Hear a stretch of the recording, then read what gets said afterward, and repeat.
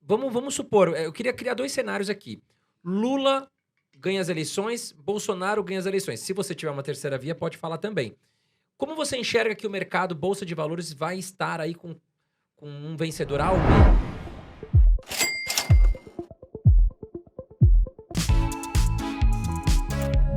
Curso Vencendo na Bolsa. Quer aprender a investir? Clique no primeiro link da descrição. O primeiro de tudo é sempre o contexto, né? A gente olha, às vezes, aquela situação e fala assim, nossa, tomaram essa decisão, ou fizeram, ou ele foi eleito. Mas é como chega até lá, né? Então, o que vai impactar muito a Bolsa é como a gente vai viver o próximo ano. Eu acho que, não minha, mas é a expectativa do mercado como um todo, que tivesse uma terceira via. Por quê? Porque primeiro que é saudável, né? Então, é igual o mercado. Quanto mais concorrência, mais saudável fica, porque as empresas são obrigadas a melhorar.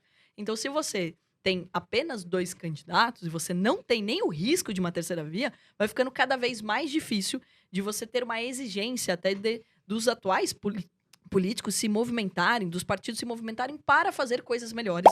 Inclusive, não que eles não vão fazer, que esse é o papel deles, né? É o que a gente espera, inclusive. Mas que é mais difícil justamente de você criar esse desconforto. E é no desconforto que cresce. E é o que nós precisamos. Eu acho que assim, a gente tem que provocar. Eu acho que é um papel nosso da sociedade de ter não só uma terceira, mas uma quarta, uma quinta. Eu acho que a gente tem que provocar mais pessoas a falarem sobre política.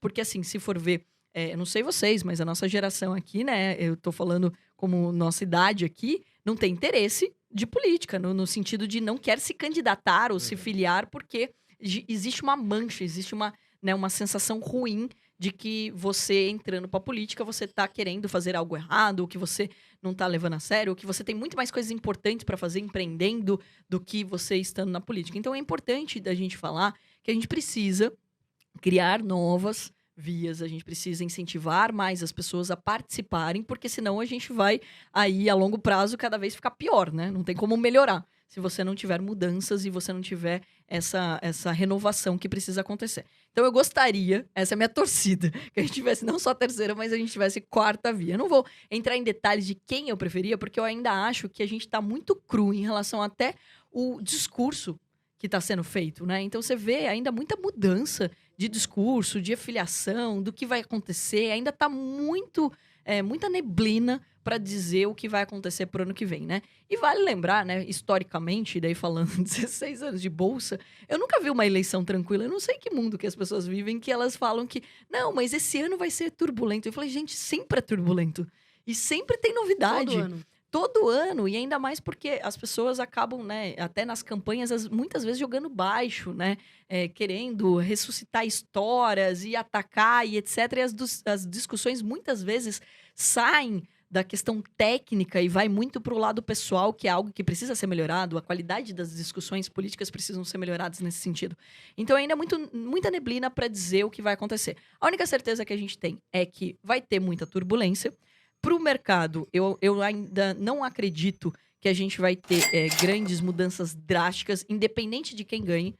Um exemplo disso foi recente, até a questão da possibilidade do Lula ser candidato, quando a gente, lá atrás, antes, né, de toda a situação, a possibilidade, o mercado não reagiu tão negativamente quanto as pessoas esperavam.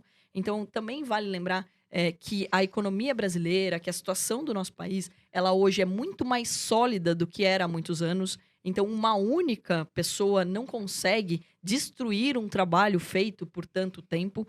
Então, é importante dizer que a gente não vai ter grandes mudanças drásticas nesse sentido, né? Acho que tem muita discussão a respeito disso. Mas, óbvio que o que espera é que quem ganhe faça uma boa gestão, respeite o teto dos gastos, que foi a maior discussão desse ano, que tenha um controle da inflação e que a taxa de juros não saia de uma para outra sem um aviso prévio, digamos assim. Tão que o mercado, rápido, né? Exato, que o mercado consiga assimilar o que está acontecendo e que não seja uma surpresa a cada semana. Então, independente de quem ganhe para o ano que vem e para os próximos anos, a gente tenha uma liderança, eu acho que a consciência que essa liderança precisa ter, que o mercado precisa ser parceiro. E para o mercado ser parceiro, ele precisa entender o que está acontecendo, para onde a gente está indo.